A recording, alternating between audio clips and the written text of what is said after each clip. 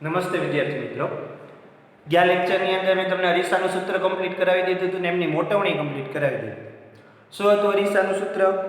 તો અરીસાનું સૂત્ર હતું 1/f = 1/u + 1/v. મોટવણી શું હતી? તો m = h'/h = -v/u. તો આટલું કામ આપણું કમ્પ્લીટલી થઈ ગયું હતું. મોટવણીનું કામ કમ્પ્લીટ થઈ ગયું હતું અને અરીસાનું સૂત્ર કમ્પ્લીટ થઈ ગયું. હવે આપણે એને રિલેટેડ દાખલા ગણવાના. જે દાખલાઓ આપણે માત્ર સામાન્ય રીતે ટેક્સ્ટ બુકમાં આપેલા છે એ જ અત્યારે ગણીએ છીએ. બહાર કોઈ નવા દાખલા આપણે ગણતા નથી. તો ટેક્સ્ટ બુકના જ બધા દાખલા ગણીએ છીએ. રકમ મારી પાસે છે જ. પહેલી રકમ હું બોલતો જાઉં છું. 32 સેન્ટીમીટર વક્રતા ત્રિજ્યા ધરાવતા 32 સેન્ટીમીટર વક્રતા ત્રિજ્યા ધરાવતા બહિર્ગોળ અરીસાની કેન્દ્ર લંબાઈ જણાવો. તો આ દાખલો આપણે આપ્યો છે એક્ઝામ્પલ કે 32 સેન્ટીમીટર વક્રતા ત્રિજ્યાને આ રીતે દર્શાવાય. તેની કેન્દ્ર લંબાઈ કેટલી? બીજો અરીસો બહિર્ગોળ આપ્યો છે એટલે વક્રતા ત્રિજ્યા પ્લસ આવશે. યાદ રાખજો, અરીસો બહિર્ગોળ હોય ને એટલે વક્રતા ત્રિજ્યા કે કેન્દ્ર લંબાઈ પ્લસ આવે. તો 32 સેન્ટીમીટર રકમમાં એવું લખેલું છે કે 32 સેન્ટીમીટર વક્રતા ત્રિજ્યા ધરાવતા બહિર્ગોળ અરીસાની કેન્દ્ર લંબાઈ જણાવતા r = +32 વક્રતા ત્રિજ્યા +32 કેન્દ્ર લંબાઈ f = પ્રશ્ન છે. આપણી પાસે સૂત્ર છે જ r = 2f. r = 2f.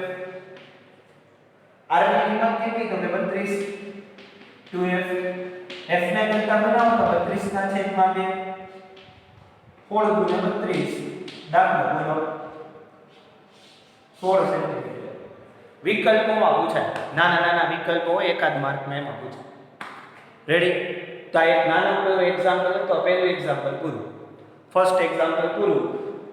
તો તે પૂછાય કે 32 સેન્ટીમીટર વક્રતા ત્રિજ્યા ધરાવતા બહિર્ગોળ અરીસાની કેન્દ્ર લંબાઈ કેટલી? બહિર્ગોળ અરીસો હોય ને એટલે પ્લસ જ હોય, અંતર્ગોળ હોત ને તો માઇનસ. બીજું પ્લસ અને માઇનસ રકમમાં આપેલું હશે જ નહીં. તો રકમમાં નથી આપેલું, તમારે જાતે નક્કી કરવાનું પ્લસ માઇનસ. એટલે હજી કાન ખોલીને સાંભળી લેજો. બહિર્ગોળ હોય એટલે પ્લસ, વક્રતા ત્રિજ્યા બી પ્લસ અને કેન્દ્ર લંબાઈ બી પ્લસ. અંતર્ગોળ અરીસો હોય તો માઇનસ. આપણે તો બહિર્ગોળની વાત કરીએ. નોર્મલ દાખલો તો પહેલો દાખલો પૂરો. હવે આના પછી એક્ઝામ્પલ નંબર 2. પહેલું એક્ઝામ્પલ પૂરું. બીજું એક્ઝામ્પલ મારી પાસે રકમ છે. આ રકમ આપેલી છે એમાંથી મેં પહેલો દાખલો પૂરો કર્યો. આની પણ પીડીએફ હું તમને મોકલી દઈશ. બરાબર છે? એટલે તમને ખ્યાલ પડે. હવે બીજો દાખલો. એક ગોળીય અરીસાની વક્રતા ત્રિજ્યા 20 સેન્ટીમીટર છે. તો તેની કેન્દ્ર લંબાઈ કેટલી? આવો ના ગોળીય અરીસાની વક્રતા ત્રિજ્યા 20 સેન્ટીમીટર છે. તો તેની કેન્દ્ર લંબાઈ કેટલી? તો r = 2f. 20 = 2f. તેથી f = 20/2. તેથી f = 10 સેન્ટીમીટર. પૂરું. તો આમાં લખેલું હતું કે એક ગોળીય અરીસાની વક્રતા ત્રિજ્યા 20 સેન્ટીમીટર છે. તો જેની કેન્દ્ર લંબાઈ 10 સેન્ટીમીટર થાય. ઓની 32 હતી. બે દાખલા એકબીજા સેમ ટુ સેમ. હવે એના પછી ત્રીજું ઉદાહરણ આપણે જોઈએ. ત્રીજા નંબરનું ઉદાહરણ.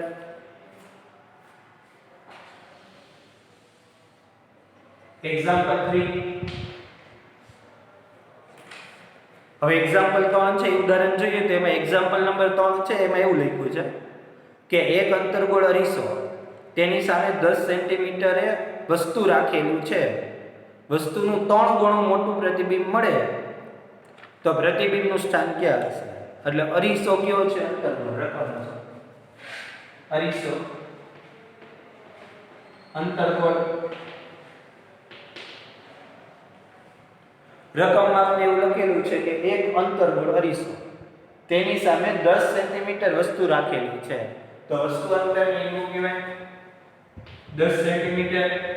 હંમેશા વસ્તુ અંતર નેગેટિવ હોય કારણ કે આપણે આકૃતિ દોરતા હતા આવડા અંતરગોળ અરીસો છે,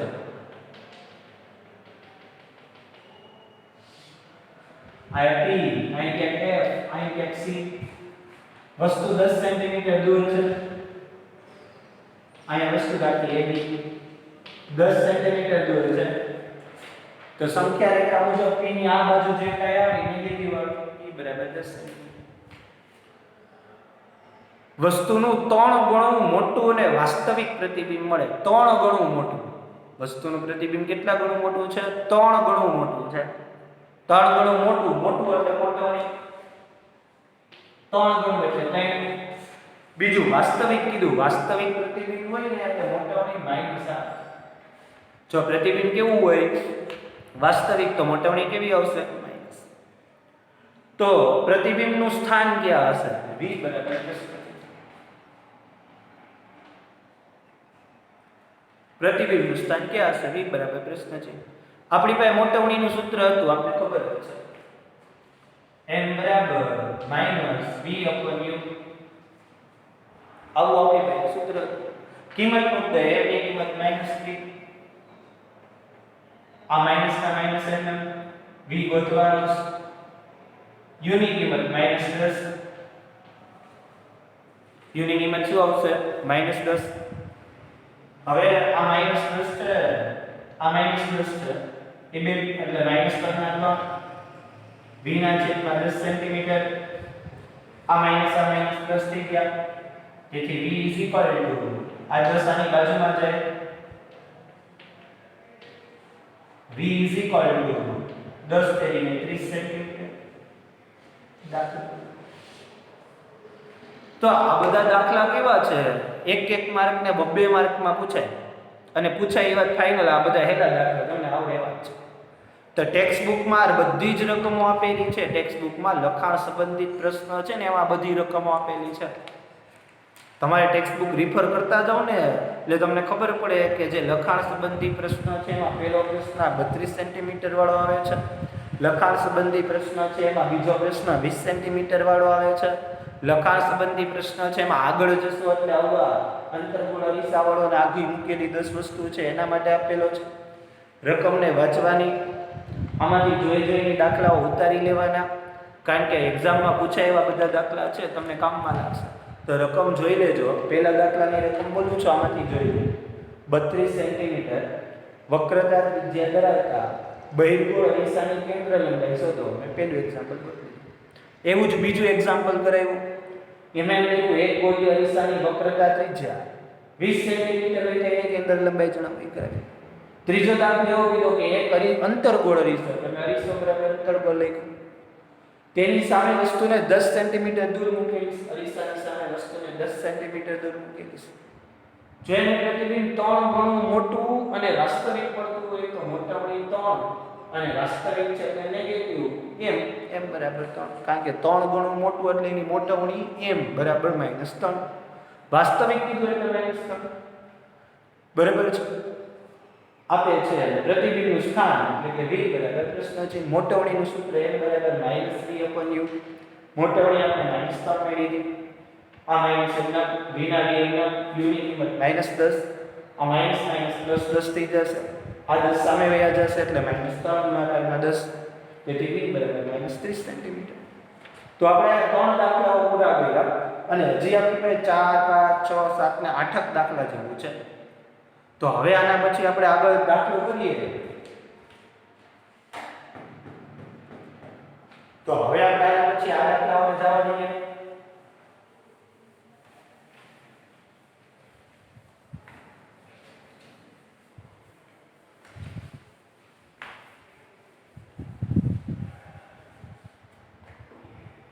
હવેની દાખલાની આ લખાણ સંબંધિત પ્રશ્ન છે. હવે આ દાખલાની રકમ મેં એવું લખેલું છે કે 15 સેન્ટીમીટર કેન્દ્ર લંબાઈ. જો હું પેલા રકમ બોલું છું તો તમે આ દાખલા સમજતા હોય ત્યારે તમારે શું કરવાનું, હું જે રકમ બોલું ને એ તમારે લખી લેવાનું ચોપડામાં, પછી હું જે દાખલો ગણાવતો હોય ને એને જોવાનું એટલે આવડી જ જાય. બરાબર છે. તો હું પેલા રકમ બોલી લઉં. 15 સેન્ટીમીટર કેન્દ્ર લંબાઈ બહિર્ગોળ અરીસાથી 10 સેન્ટીમીટર દૂર વસ્તુ મૂકી છે. તો પ્રતિબિંબનું સ્થાન અને પ્રકાર જણાવો. તો હવે હું આનામાંથી ડિટેલ લખી લઉં. પહેલા હું રકમ બોલ્યો એમાંથી હું ડિટેલ લઉં. પહેલા તો અરીસો જોઈ લેવાનો. રકમમાં અરીસો કયો છે? એક્ઝામ્પલ નંબર 4 અરીસો કયો છે?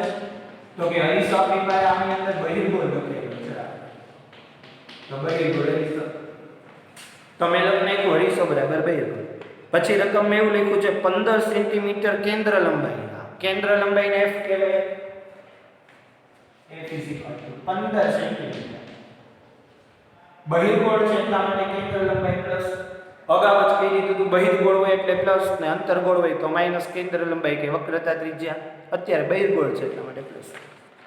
15 સેન્ટીમીટર કેન્દ્ર અને બહિર્ગોળ અરીસાથી 10 સેન્ટીમીટર દૂર વસ્તુને મૂકીશ તો વસ્તુ અંતર એ તો માઈનસ જ આવે. કારણ કે વસ્તુ હંમેશા અરીસાની ડાબી બાજુ જ મૂકવાની હોય એવો નિયમ છે. તો વસ્તુ અંતર u બરાબર -10 સેન્ટીમીટર. હંમેશા વસ્તુ અરીસાની ડાબી બાજુ જ મૂકવાની. તો પ્રતિબિંબનું સ્થાન એટલે કે v અને પ્રતિબિંબનો પ્રકાર આટલી વસ્તુ ગોતવાની. રકમ પ્રમાણે આપણે એટલું ગોતવાનું અને આપણે આ મૂકી દઈએ. પ્રતિબિંબનું સ્થાન ગોતવાનું છે અને પ્રતિબિંબનો પ્રકાર ગોતવાનો છે. તો પ્રતિબિંબનું સ્થાન અને પ્રતિબિંબનો આપણે પ્રકાર ગોતવાનો હોય તો પ્રતિબિંબનું સ્થાન અને પ્રતિબિંબનો આપણે પ્રકાર ગોતીએ તો પ્રકાર તો આપણે પહેલા બહિર્ગોળ અરીસો છે. તો બહિર્ગોળ અરીસા વડે હંમેશા પ્રતિબિંબનો પ્રકાર પ્રતિબિંબ છે એ પ્રતિબિંબનો પ્રકાર આભાસી, ચતુ અને નાનું પ્રતિબિંબ જ મળે. આ બહિર્ગોળ અરીસાનો સ્વભાવ જ છે, નેચર જ છે. બહિર્ગોળ અરીસો કે ને એટલે આખું બંધ કરીને લખ નાખવાનું. બહિર્ગોળ અરીસા વડે હંમેશા પ્રતિબિંબ આભાસી, ચતુ અને નાનું જ મળે. બહિર્ગોળ અરીસા વડે હંમેશા પ્રતિબિંબ કેવું મળે? આભાસી, ચતુ અને કેવું મળે? નાનું. હવે આપણી પાસે શું છે? તો હવે આપણી પાસે સૂત્ર છે. કયું સૂત્ર છે? તો હવે આપણી પાસે સૂત્ર છે કે 1/f = 1/u + 1/v. તો 1/f = 1/u + 1/v આપણી પાસે અરીસાનું સૂત્ર. કિંમત મૂકી દઈએ. f ની કિંમત 15, u ગોતવાનો, u ની કિંમત -10, v ની કિંમત ગોતવાની 1/15 આ બાજુ 1/15 આ -10 આ બાજુ આવી જાય તો +10 બરાબર 1/20. આનો 10 તાલી લઈ 30, 15 × 30, 10 તેરી 30, 1/20, 3 × 5, 5/30 બરાબર 1/20. બેયનું વ્યસ્ત પ્રમાણ એટલે v બરાબર 30/5, 6 × 5 = 30. તેથી v બરાબર 6 સેન્ટીમીટર. દાખલો હેલો દાખલો સરળ દાખલો. રકમમાંથી ઇન્ફોર્મેશન લખી. ઇન્ફોર્મેશન લખી પ્રતિબિંબનો પ્રકાર પહેલે અગાઉથી જ અરીસો આપણી પાસે હતો એટલે નક્કી થઈ ગયો. સૂત્ર લખ્યું એ પ્રમાણે જે કઈ રૂલ્સ મુજબ ગુણાકાર, ભાગાકાર, સરવાળો, બાદબાકી જે કઈ થતું હતું ગાણિતિક સ્ટેપ કર્યા ને આપણે છેલ્લે v બરાબર 6 સેન્ટીમીટર. બે પ્રતિબિંબનું સ્થાન 6 સેન્ટીમીટર દૂર રચાય. તો આવા જ દાખલા હોય. દાખલા કઈ બીજા નથી હોતા. બરાબર એક્ઝામની અંદર, બોર્ડની એક્ઝામની અંદર 80 માર્ક્સનો પેપર હોય ને તો 80 માર્ક્સના પેપરમાં કઈ 75 માર્કનું અઘરું ન પૂછાતું હોય. અઘરું તો 5 જ માર્કનું હોય. 75 માર્કનું તો હેલું જ હોય. અને આપણે તો લગભગ વિજ્ઞાનના પેપરની અંદર તમે માનો ને તો મેક્સિમમ 4 માર્કના જ દાખલા પૂછાય. એમાં બધાય ચેપ્ટર આવી ગયા. બરાબર છે. વિચાર કરો કે 76 માર્કની થિયરી છે, માત્ર 4 માર્કના જ દાખલા પૂછાય છે. તો આ દાખલાઓ પૂછાય ખરા. મેં તમને કરાવ્યા બી ખરા. તમારે 1-2 વખત પ્રેક્ટિસ બી કરવી. ન પૂછાય એમ જ કહેતો. પણ બહુ રેર કેસમાં અથવામાં નીકળી જવાની પૂરી શક્યતા ખરી. એક પણ દાખલો આવો ગયા વર્ષે પૂછ્યો નથી. બરાબર છે. હવે પછીનું બોર્ડનું પેપર આવે તેમાં પૂછાય તો આમે તમે કરાવી દીધો બહિર્ગોળ અરીસાના દાખલા. તો રકમ પહેલા હું બોલ્યો તો એ રકમ વાંચી લેવાની, લખી લેવાની, પછી એની નીચે આખો દાખલો ઉતારી લેવાનો. નેક્સ્ટ આના પછીનો બીજો દાખલો, આના પછીનો આપણે એક્ઝામ્પલ નંબર 5.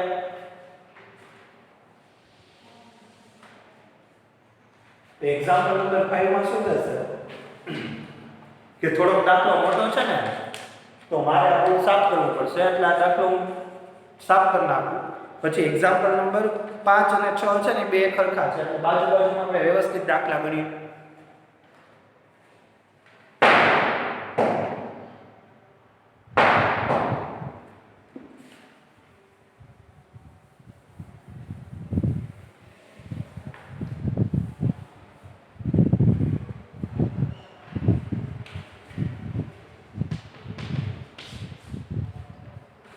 આપણે આ હાલત રાખીએ જેથી બે દાખલાઓ વ્યવસ્થિત ગણીએ. પેલા એક્ઝામ્પલ નંબર 5 ની રકમ બોલી જાઓ. 30 સેન્ટીમીટર વક્રતા ત્રિજ્યા ધરાવતા બહિર્ગોળ અરીસાની સામે 20 સેન્ટીમીટર દૂર અને 5 સેન્ટીમીટર લંબાઈની એક વસ્તુ મૂકેલી છે, તો પ્રતિબિંબનું સ્થાન, પ્રકાર અને પરિમાણ શોધો. તો હું અહીં લખતો જાઉં.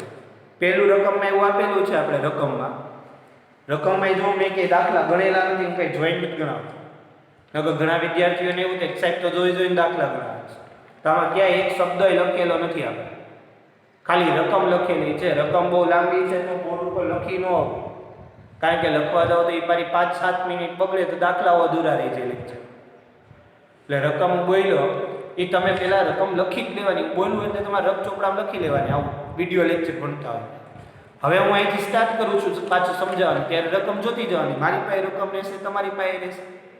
રકમમાં એવું લખ્યું 30 સેન્ટીમીટર વક્રતા ત્રિજ્યા ધરાવતા બહિર્ગોળ અરીસો. તો પહેલા આપણે કીધું કે અરીસાની ઓળખ કરી લેવાની. અરીસો ઇઝ ઇક્વલ ટુ બહિર્ગોળ. અરીસો આપણી પાસે બહિર્ગોળ છે. વક્રતા ત્રિજ્યા r 30 સેન્ટીમીટર બહિર્ગોળ છે એટલા માટે પ્લસ વક્રતા ત્રિજ્યા 30 હોય તો r માં એટલું જે 30 ના છેદમાં 2 બરાબર 15 સેન્ટીમીટર. ખબર પડી? વક્રતા ત્રિજ્યા આપણે 30 આપી તો કેન્દ્ર લંબાઈ આપણે ગોતવી કે f બરાબર r/2 બરાબર 30 ના છેદમાં 2, તેથી f બરાબર 15 × 30 એટલે f મળી ગયો 15 સેન્ટીમીટર. હવે આપણે આગળ જોઈએ. અરીસાની સામે 20 સેન્ટીમીટર દૂર એક વસ્તુ મૂકી, એટલે u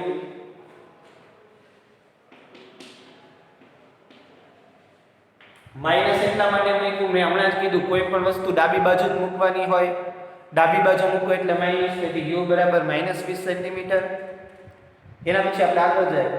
5 સેન્ટીમીટર લંબાઈની એક વસ્તુ મૂકેલી, એટલે વસ્તુ એની લેન્થ છે 5 સેન્ટીમીટર.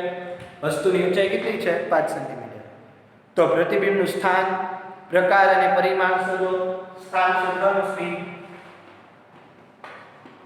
પ્રતિબિંબનો પ્રકાર શોધવાનો અને which days એટલે એનું પરિમાણ શોધવાનું.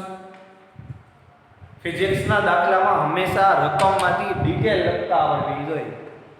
જો રકમમાંથી ડિટેલ લખતા નહીં આવડે તો દાખલો નહીં આવડે. તો રકમમાંથી ડિટેલ લખતા જેને આવડી ગયો એને દાખલો આવડી ગયો. જેને રકમમાંથી ડિટેલ લખતા નથી આવડ્યો એને દાખલો નહીં આવડે. તો મેં રકમમાંથી બધી ડિટેલ લખી લીધી અને જે કઈ સોલ્યુશન થતું હતું બધું કરી નાખ્યું. હવે આપણી પાસે અરીસાનું સૂત્ર છે 1/f is equal to 1/u plus 1/v 1/f 15 1/u -20 plus 1/v 1/v ને કરતા બનાવો 1/15 આ માઈનસ વેલ્યુ બદલી જાય એટલે પ્લસ 1/20 1/v બરાબર લસા લઈએ 15 માં અને 20 માં બેયમાં આવેલો લસા 15 ના ઘડિયામાં અને 20 ના ઘડિયામાં તો 30 તો 20 માં નો આવે તો 30 પછી 40 તો ચાલે નહીં 60 લસા લઈએ 60 ક્યારે આવે 15 ગુણ્યા 4 4 × 4 20 આ 2 4 × 4 ને 6 15 ચોકુ 60 એટલે અહીંયા 4 20 તેરી 60 એટલે આપણો જવાબ એવો 1 ના છેદમાં 20 બરાબર 4 ને 7 ના છેદમાં 60 તેથી v બરાબર 60 ના છેદમાં 7 તેથી v બરાબર અવાજ આવે 2 મિનિટ ડોર બંધ કરો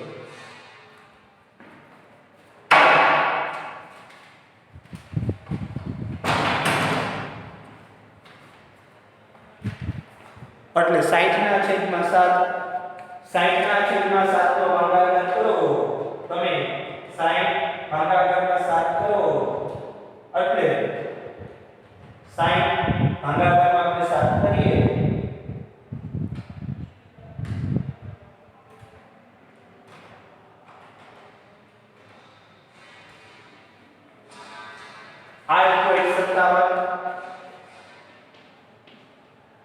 સેન્ટીમીટર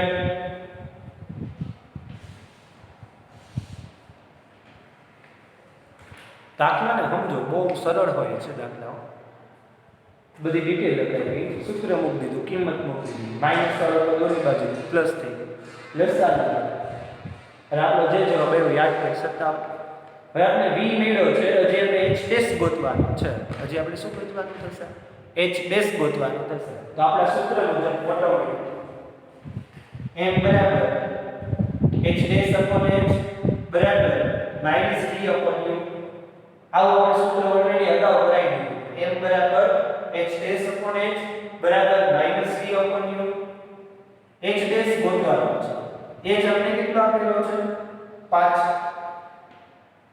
બરાબર માઈનસ ના માઈનસ v આપણે મળેલો છે 8.57 પણ e નહીં લખું હું આવું લખીશ 60 એના છેદમાં 7 60 ના છેદમાં 7 અને u આપણે આપેલો છે -20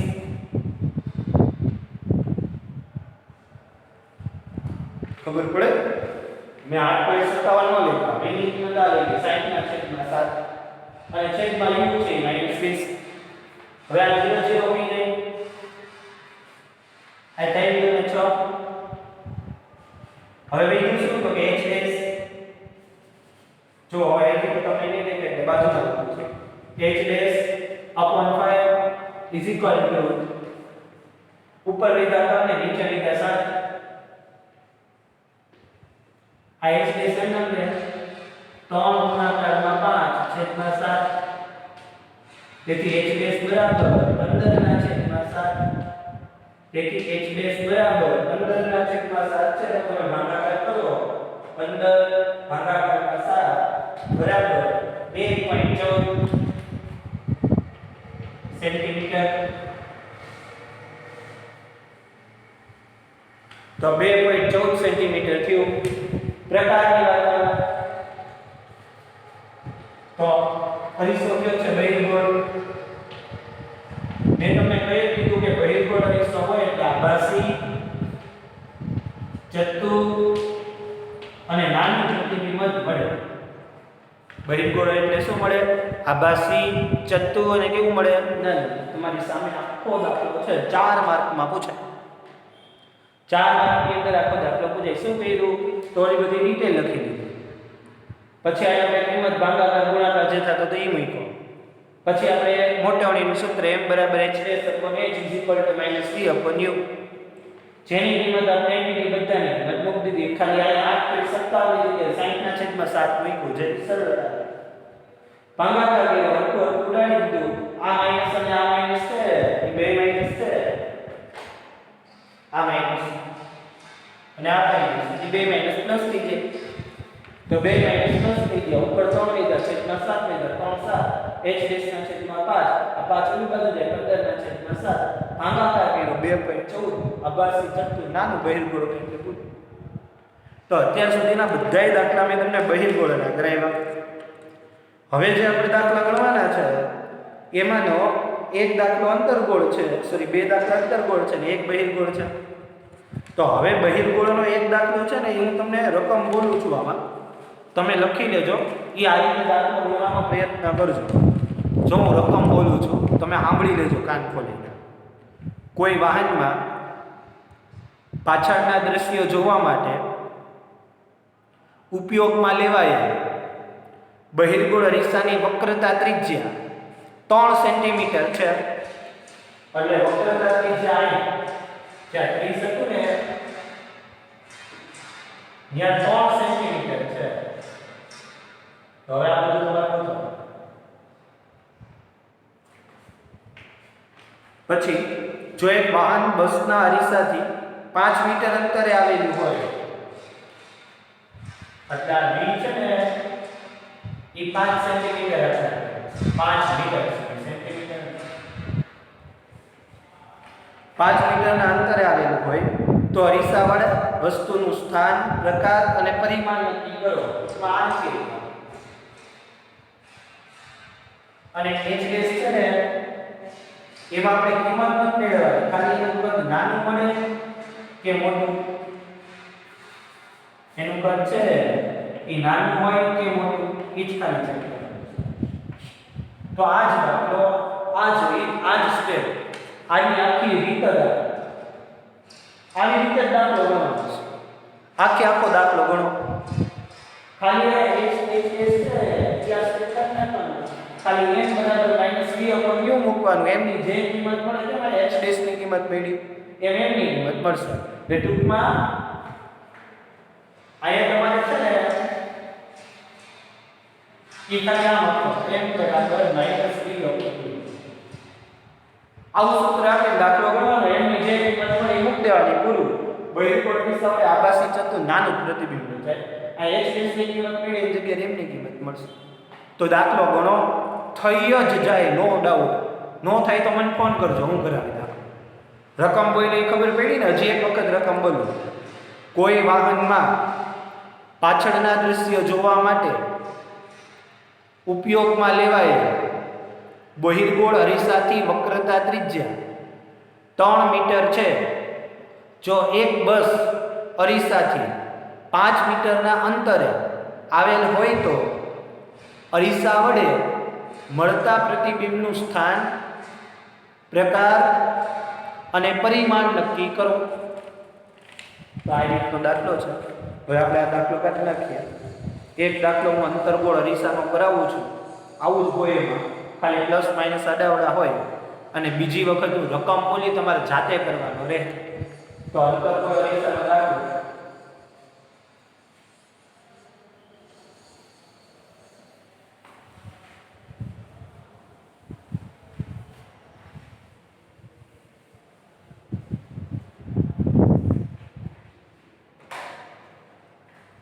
રકમ બોલું છું, પહેલા લખી લેજો.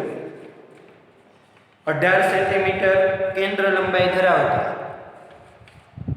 18 સેન્ટીમીટર કેન્દ્ર લંબાઈ ધરાવતા અંતર્ગોળ અરીસાની સામે 27 સેન્ટીમીટર દૂર 7 મીટર લંબાઈની એક વસ્તુને મૂકી છે તો અરીસાથી કેટલા અંતરે પ્રતિબિંબ કેન્દ્રિત થશે? પ્રતિબિંબનો પ્રકાર અને પરિમાણ શોધો. ફરીથી બોલું છું. 18 સેન્ટીમીટર કેન્દ્ર લંબાઈ ધરાવતા એક અંતર્ગોળ અરીસાની સામે 27 સેન્ટીમીટર દૂર 7 સેન્ટીમીટર લંબાઈની એક વસ્તુ મૂકેલી છે તો અરીસાથી પ્રતિબિંબનું સ્થાન, પ્રકાર અને કદ ગોતો. આપણે દાખલો ગણીએ.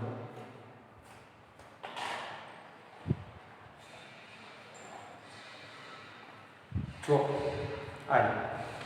આપણે શું કીધું છે? 18 સેન્ટીમીટર. પહેલા તો અરીસો અંતર્ગોળ કેન્દ્ર લંબાઈ આપણે 18 સેન્ટીમીટર અંતર્ગોળ છે એટલા માટે માઈનસ 27 સેન્ટીમીટર દૂર, એટલે u બરાબર -27 સેન્ટીમીટર દૂર. 7 સેન્ટીમીટર લંબાઈની એક વસ્તુ મૂકી છે એટલે h બરાબર 7 સેન્ટીમીટર.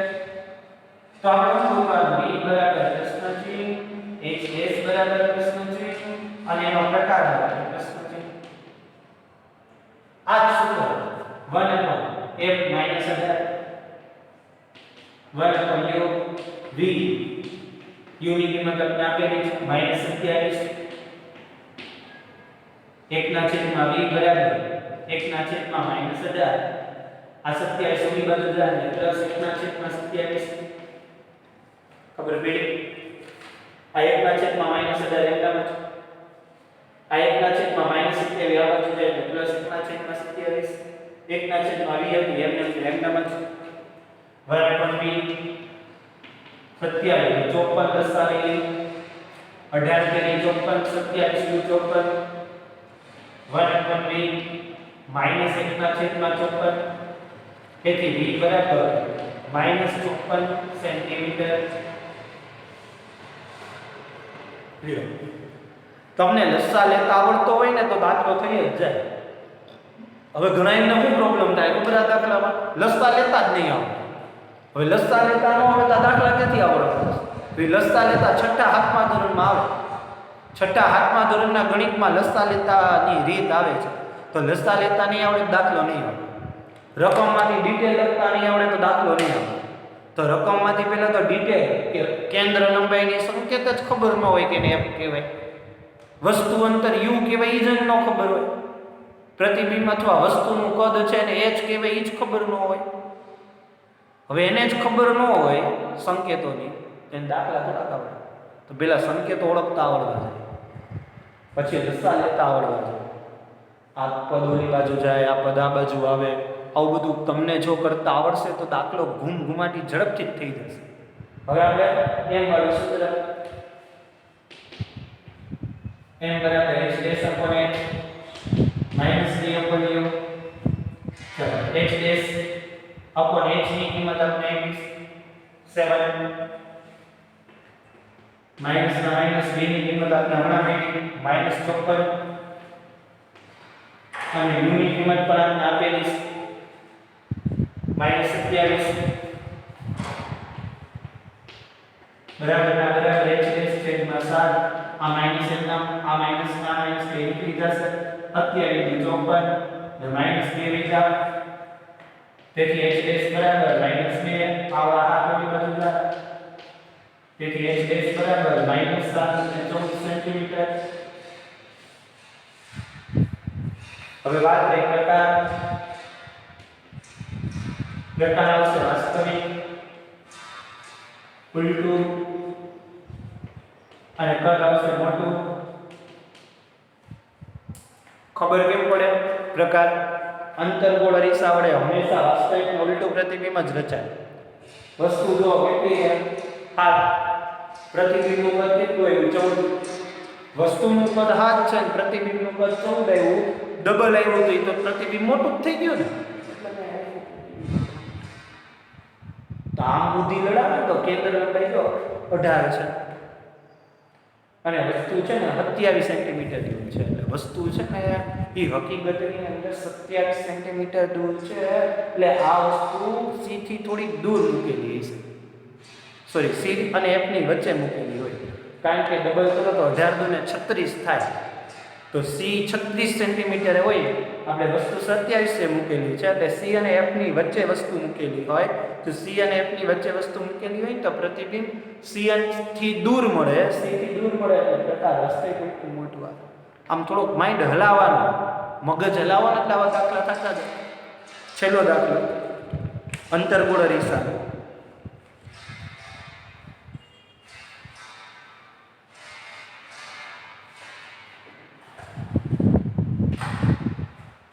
રકમ બોલી જાઓ 4 સેન્ટીમીટર ઊંચાઈ કોઈ વસ્તુ 15 સેન્ટીમીટર કેન્દ્ર લંબાઈ ધરાવતા અંતર્ગોળ અરીસાથી 25 સેન્ટીમીટરના અંતરે રાખેલ છે અરીસાથી કેટલા અંતરે પ્રતિબિંબ પ્રાપ્ત થાય તેનો પ્રકાર અને ઊંચાઈ તો અહીંયા લખ્યું વસ્તુની ઊંચાઈ 4 સેન્ટીમીટર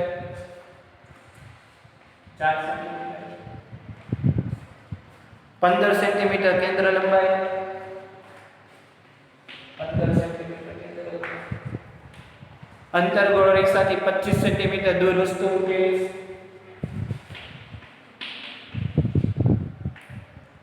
તો આવું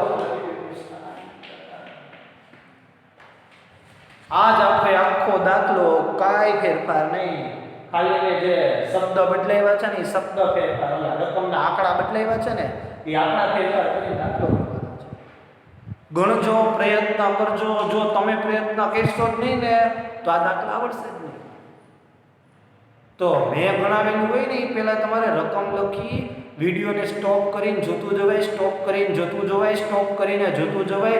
આખો દાખલો પૂરો થાય, લખાઈ જાય, પછી આપણી રીતે સમજાય.